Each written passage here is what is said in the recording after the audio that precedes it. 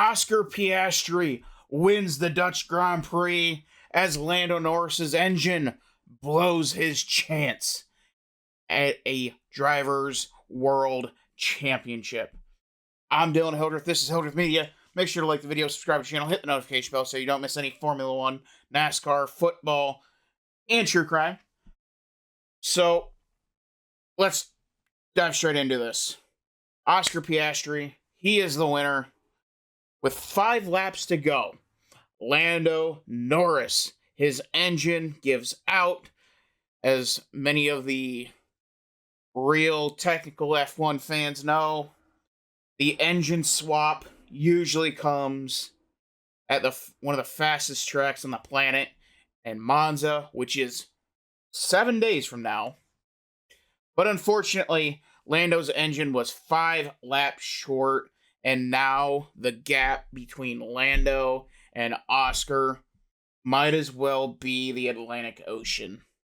With how well McLaren has run, Oscar is just simply not going to finish far back enough for Lando to make those massive chunks.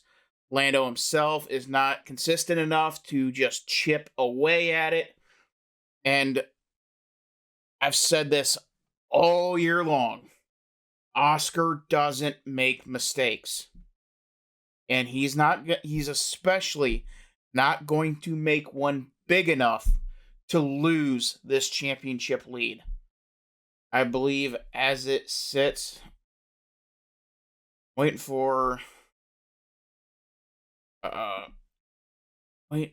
waiting to see the official one posted, but I know it's like 30, 35 points, somewhere in there. Just an insane number at this point. It's a tough pill to swallow for Lando Norris, obviously, but some days you're the dog in the comfy bed, other days you're the stray on the porch. And today, Lando is just the stray on the porch. And as far as winning the, obviously McLaren, they're winning the constructors. Oscar, I think this is just another nail in that coffin for Oscar, especially coming off kind of sliding back towards Lando, heading into the summer break. But now this is an absolute gut punch for Lando.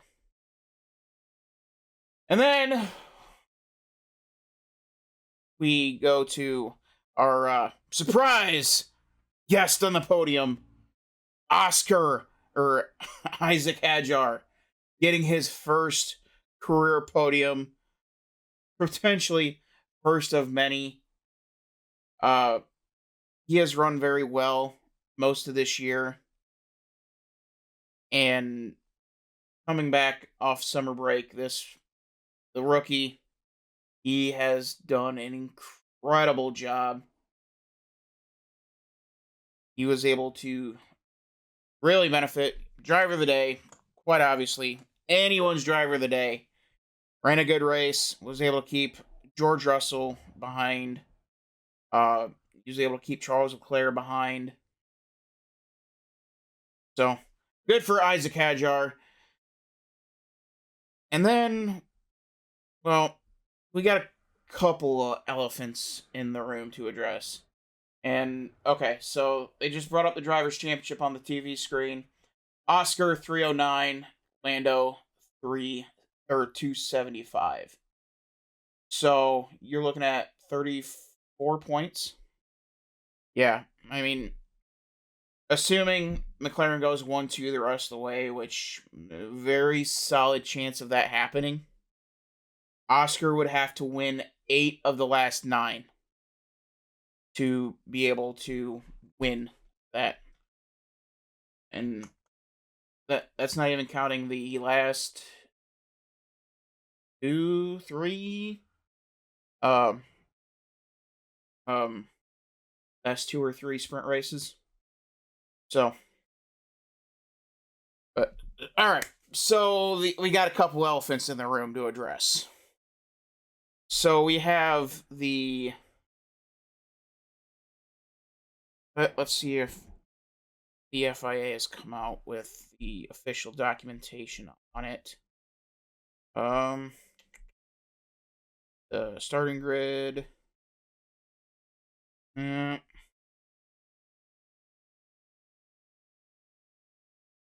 Change to Parc Ferme. No, they haven't come out with anything yet. Oh my goodness.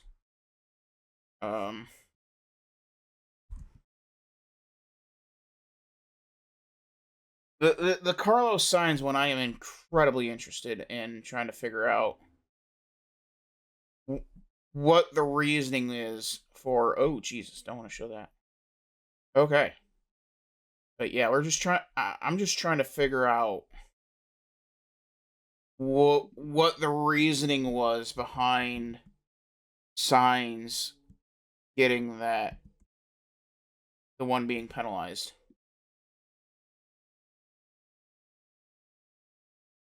Let's see, race provisional docket. Here we go. All right, causing a collision. Carlos Sainz. This one, obviously, very, very controversial. Many people, pretty much everybody, is saying that it was caused by Liam Lawson. It was caused by Liam Lawson. He's the one that cut Carlos's nose off. For me, that's very, very obvious. But anyway, here's the reasoning from the FIA document, as you can see on the screen.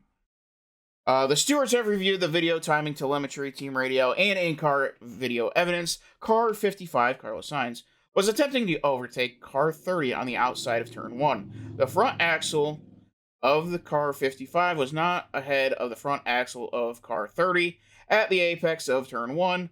Car 55 attempted to stay on the outside of the car 30, Liam Lawson, and the collision occurred. We consider car 30 had the right to the corner, and therefore car 55 was wholly and predominantly to blame for the collision. And as standard, 10-second penalty. So here's the thing with that. Carlos was holding his line. He had enough. He had enough there. And 2 penalty points. On top of that. On top of that 10-second penalty. But Carlos had enough there to force Lawson to take that alternative line. He was lined up with that rear axle. He was there. And I don't know how else to put it. I mean, if you're there, you're there. I mean, if that's the way that you're going to allow defense to play, there is 0 point to trying to overtake, because as soon as they get up to you like that, all you got to do is swerve off into them. Utterly ridiculous from the FIA. And then, I mean, it's insane. Absolutely, utterly insane. It's in a reasonable and just world, Carlos Sainz is not getting that penalty. He's not. But obviously, 2025, we are not living in a reasonable and just world. And then we have the incident between George Russell and Charles Leclerc, or not George Russell, Kimi Antonelli and George Russell.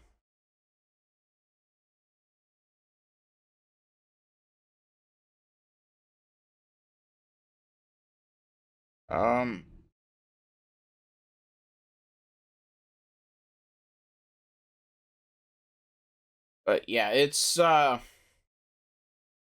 quite insane that it was Carlos Sainz that got that got that penalty. Um, one of my good friends from the land down under. You can follow him on TikTok. He said it best. How does Signs get a penalty for loss and driving into the side of him?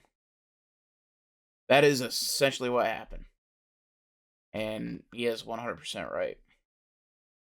So make sure to give him a follow if you are in the X world. And he's also on TikTok too, incredible creator. Make sure to give him a follow. Now, the and then I mean, we have to talk about how absolutely incredible that opening lap was with Max freaking Verstappen. Good lord. He power slides into turn 3 like it's Mario Kart and is able to get around Lando. I mean, good on him. Good on him. So, just looking to see if got some sort of. He's usually very, very good. Oh, Hajar, the 10th driver to get a podium with the Red Bull teams. So we got DC, Mark, Seb, Danny, Rick, Danny Kvyat, Max, Alex Albon, Checo, Pierre. And still nothing from them yet. And then we go to see if F1's got something posted on the points. So we kind of go through it a little bit better. There, nope. Race classification, but that's about it. So that's all I got for you. Yeah, Lewis Hamilton. Hold on. Lewis, we got to talk about this. Lewis Hamilton wrecking out in the very early on in the race. I think he might have hit a wet spot or something. It was feels like a lifetime ago at this point. But yeah, the horrific season of Lewis Hamilton continues as he will come in dead last in the Dutch Grand Prix. Here's the official classification. So, and you have both Haas's in the points, both Aston Martins in the points, both Red Bulls in the points. Wow. And then you got Alex Albon finishing 5th. Good on him. Ollie Behrman 6th. Good lord, holy cow. But double DNF for Ferrari. Leclerc totally an innocent bystander in Kimi Antonelli's dive bomb. I don't know what the plan was for Kimi. Took turn 3 way too hot for being down at the bottom and not on the traditional racing line. Washed up. Clearly going to be a 3 to 5 place grid penalty for Monza. So that not much debate there either. It's just odds are the FIA is probably going to get this one right, but who knows at this point. Definitely going to be a 3 to 5 place grid drop. And so congratulations to Haas, double points on the weekend. Congratulations to Aston Martin, double points on the weekend. And Yuki Tsunoda in the points for the second time this year. The second time Red Bull is able to get double points, which is absolutely and totally clinically insane. So that is all that I have for you now today. Thank you for watching. Make sure to like the video, subscribe to the channel, so that way you don't miss any college football, pro football, NASCAR, F1, and true crime, and just U.S. and world news in general. Until next time, we'll see ya.